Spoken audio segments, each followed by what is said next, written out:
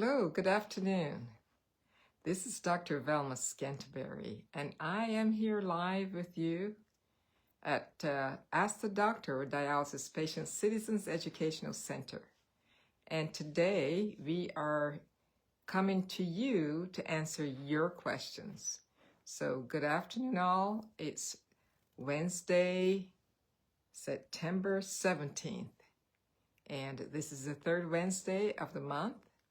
And as usual, I am here with my cohort, Nancy Scott, who will be bringing some questions to me. And I want to welcome Lacey, Ryan, thank you for joining on. Althea Walls, thank you for coming on. Again, this is Dr. Velma Scanterbury. I am the medical consultant for Dialysis Patient Citizens Educational Center, and this is your chance to ask me some questions about dialysis, transplantation, getting on the list, and how you're doing on dialysis. If you're on dialysis, if you had a transplant, have you faced any issues? Are there any issues you would like to discuss? We are into September, and the fall is right upon us if it hasn't started yet. And so, as we come into September, what do we think about vaccinations? Now is the time to get your flu vaccine as well as your COVID vaccine. And we know that, we have some issues, but we know that as dialysis patients, you are immunocompromised.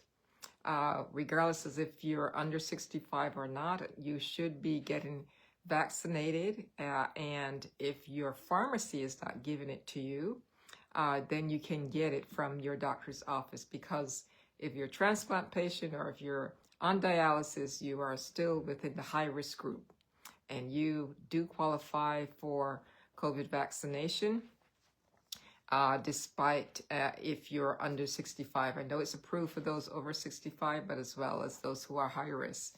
So for many of you, make sure that even though as dialysis patients and as transplant patients, your ability to make antibodies may not be as strong as a normal person, but if you get 25% antibody formation or 50% antibody formation, that's more antibodies than you had without getting it. And so you are still able to have some protection combined with all the other vaccines that you have had, even though your antibodies from previous vaccines may be waning. And we know that every 6 months or so, there are new strains of different viruses, which is why we changed the flu vaccine every year and not use the same one, because the virus changed. And so I appreciate all of you being on today. Thank you all for being here.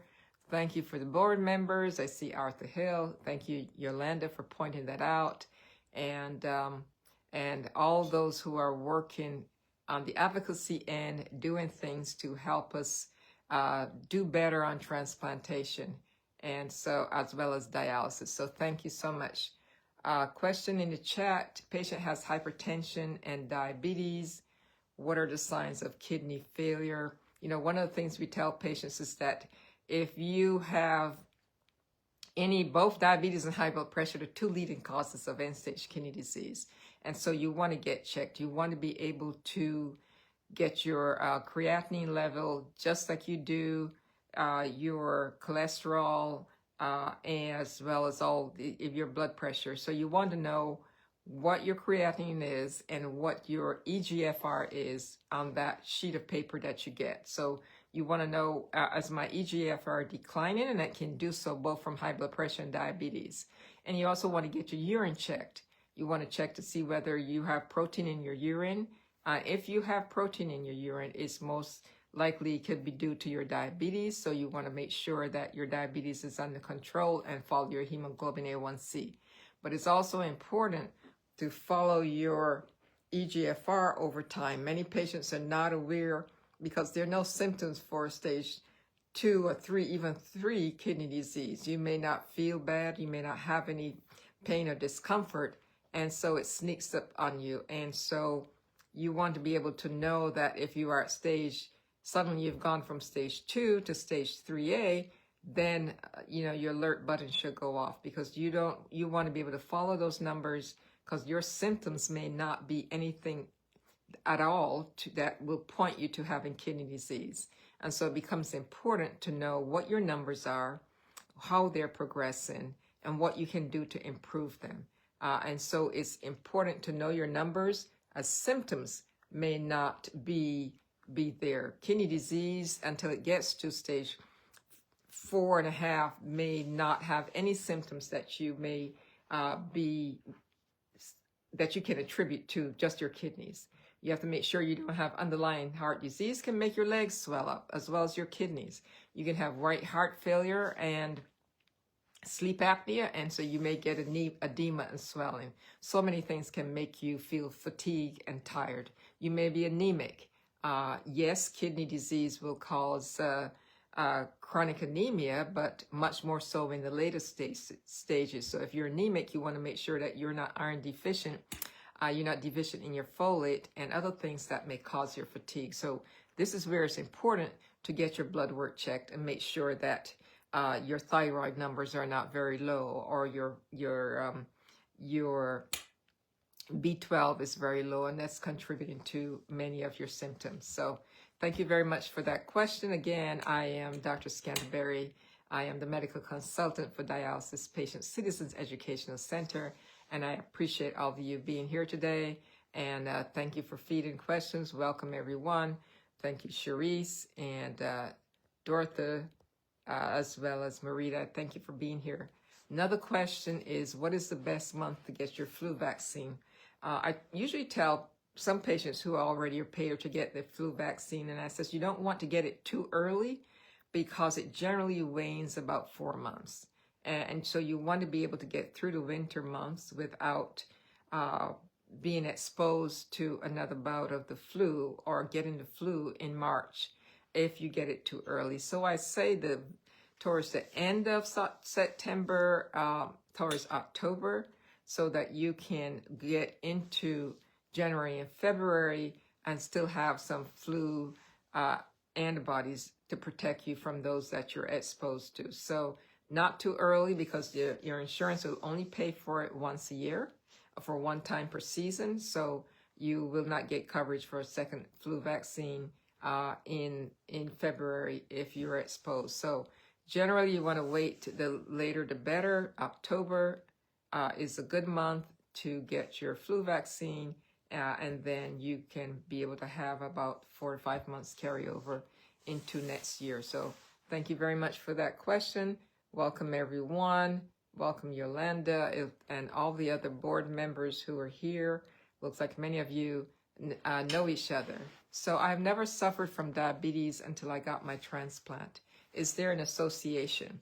Well, one of the things that happens with transplant medications, one, for some programs, and it depends on the amount of prednisone or steroids that you get after your transplant, it can be short-term or it could be long-term, as well as the immunosuppression, whether it's cyclosporin or whether it's tacrolimus.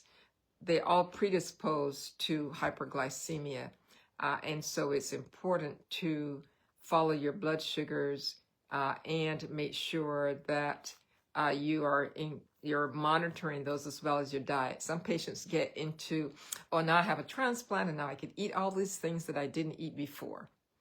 And so you have to be careful, indulgent in those things. So because gradually you find yourself eating more calories, and patients, you start gaining more weight because your appetite is back and now you're able to eat all these things. So it is important to realize that about 10 to 15% of patients post-transplant may develop post-transplant diabetes. Some people are predisposed to it and because of genotype. We know someone who has a different DR markers may be more likely to get diabetes post-transplant, but you may also have whether a hereditary or familial component, or just environmentally based on the way you eat and your calories. So it's really about watching those calories, keeping the weight down, and despite some of that, 10 to 12%, 15% will still get post-transplant diabetes. So it is something that we have to watch for. What about beets and beetroots for end-stage renal disease? I know it's good for your heart, and our cardiologists usually tell our patients to go ahead and add beet and beetroots to their regimen to improve the overall cardiovascular health. So we know that with end-stage renal disease, the leading cause of death is going to be heart disease. So I say it's important to make sure you do whatever you can to protect your heart and your cardiovascular health. And part of that is eating healthy, exercising, and really maintaining, knowing that if you had diabetes and high blood pressure before your transplant, you're still going to have those after your transplant. So you want to do your best to protect your kidney, protect your heart, because both of those, diabetes and hypertension, are the leading causes of contributors to your underlying heart disease. So add your beetroots, add your garlic, things that improve overall cardiovascular health.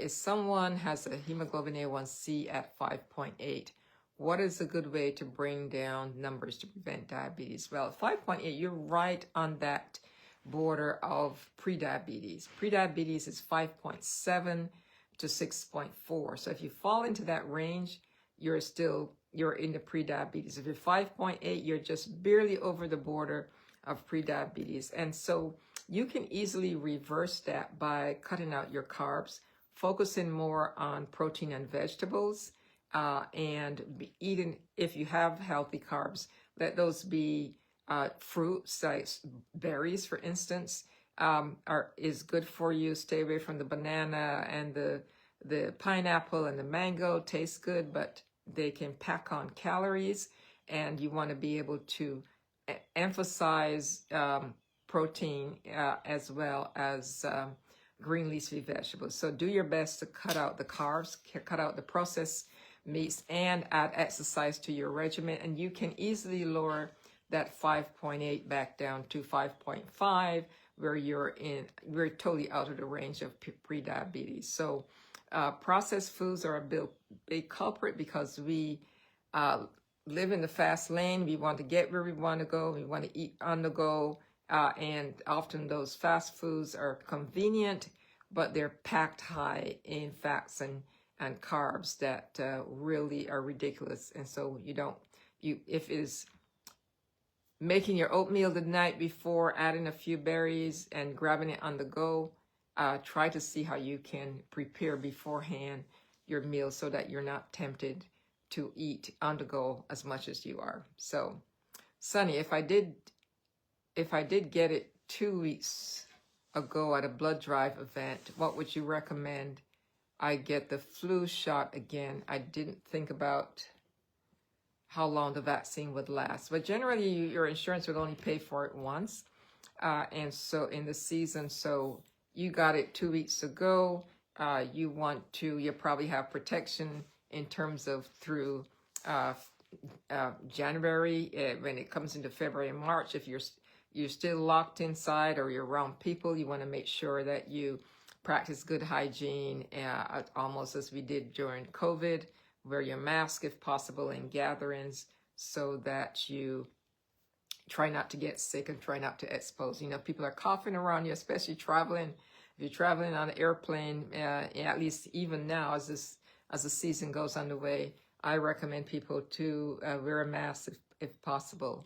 And thank you, Nancy, for adding October 1st at 4 p.m. We'll have a round table with guests. So thank you, and I hope all of you are able to join us. So thank you so much. Again, I'm Dr. Scantleberry.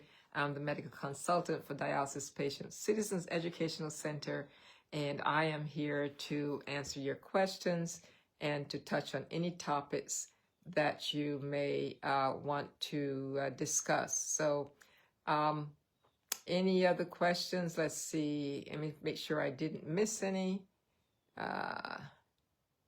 Let's see.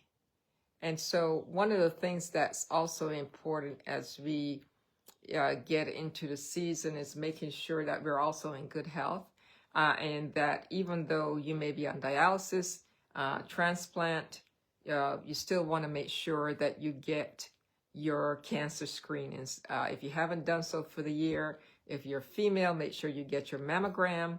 And if you are over 50, you get your colonoscopy.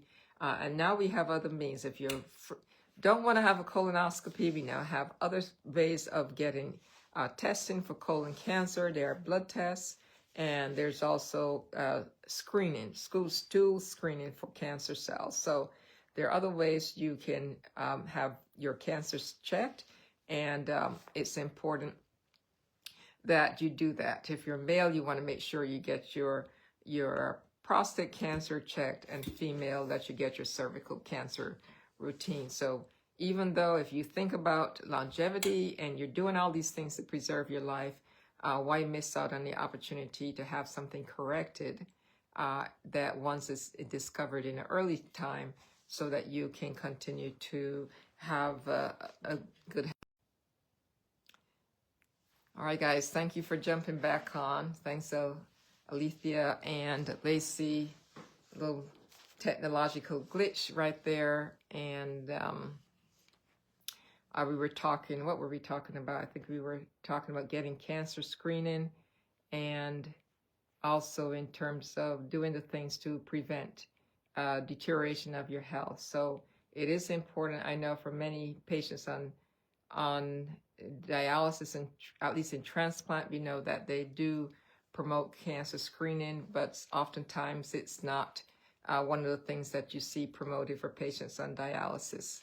Pulmonary hypertension correlation with end-stage kidney disease. Well, generally, pulmonary hypertension it comes with obstruction of your outflow of blood from the right side of your heart to your lungs, and so you can end up having a very large right-sided heart in terms of your atrium. But what it does is it prevents delivery of oxygenated blood to the rest of your organs, and so oftentimes your heart function, as you hold your breath, you have generally can be the etiology of sleep apnea, which then causes less oxygenation, dropping your oxygen level down, and as a result of that, leading to worse heart disease. And so in end-stage kidney disease, it can also exacerbate your heart deterioration, because end-stage renal disease, from whatever cause, as the longer you're on dialysis, the worse your heart will get over time. So it's important, if you have pulmonary hypertension with and diagnosed sleep apnea, that you use your machine, because that's how you are going to get better oxygenation and relieve the pressure from your heart. So you don't want anything that will worsen your underlying heart disease or that exists just by being on hemodialysis. And so that's very important. Also, having a graft or a fistula that has rapid blood flow, more than 2 liters per minute, can increase and worsen heart disease. So sometimes it's, the dialysis nurses feel it's great that you have a huge fistula, but just imagine that tremendous waterfall dumping back into your heart and causing increased pressure on the heart as it fills the right side of your heart. So you want to be able to say, yeah, this may be great, but it's going to slowly deteriorate my heart function. So they said my heart will repair itself after transplant, and part of it may be getting rid of the flow excess that's going into your heart through hemodialysis, that rapid flow. And oftentimes we know that for many patients, their ejection fraction will deteriorate over time because the heart's not able to pump as well. Just imagine if you are in the shower and your shower is open full blast and you're trying to speak or do function underneath this pouring water, you're not going to be able to work as well. And so you really want to make sure that your access flow is not greater than 2 liters per minute, because then it's really going to compromise your heart function. So thank you so much for these questions. And again, I apologize for that little glitch where I got knocked out by a phone call. But Again, I'm Dr. Scanterbury, and I am the medical consultant for Dialysis Patients Citizen Educational Center. So if, we've been talking a lot about heart and how to improve our heart function, and that is your lifeline. So if you're able to minimize your weight gains, if you're able to minimize pressure on your heart, I know it's hard sometimes between dialysis to minimize that fluid gain, but ultimately the goal is how can you preserve your heart until if you're eligible for a transplant, so you can reverse all that trauma to your heart by dialysis. And also knowing that if there's an option for home dialysis, that it's a slower process, and that process will not be as cause a dramatic decline in heart function, and so is peritoneal dialysis. So those systems offer better protection for heart function than 3 days a week dialysis. And certainly fluid gains are even more important. So you want to minimize your fluid gain so your heart isn't working like a yo-yo. If you can think of a balloon, you blow it up and you let it out. You blow it up and you let it out. And so what happens eventually?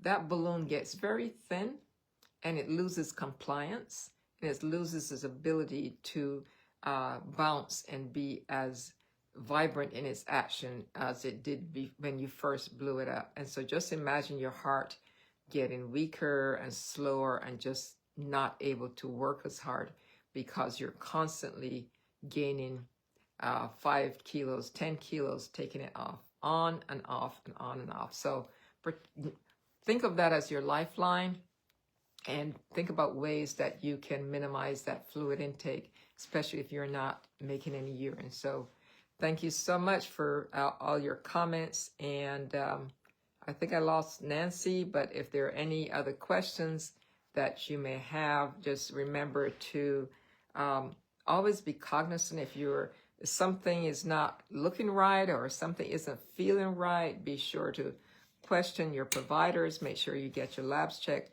Most importantly, also, we talked about the heart is phosphorus. You want to make sure that you do your best, because your machine is not going to eliminate phosphorus. So you really have to minimize your intake of phosphorus, and you also have to make sure you take your binders, whatever you may need to prevent buildup of phosphorus in your blood vessels. Oftentimes a patient will come to transplant and their blood vessels will be as hard as rock, or on the x-ray I can see every single blood vessel just by an x-ray, because they're all lined with calcium phosphorus deposition, and every small little vessel is outlined because it's almost like there's a parade of calcium phosphorus just sticking to the blood vessels.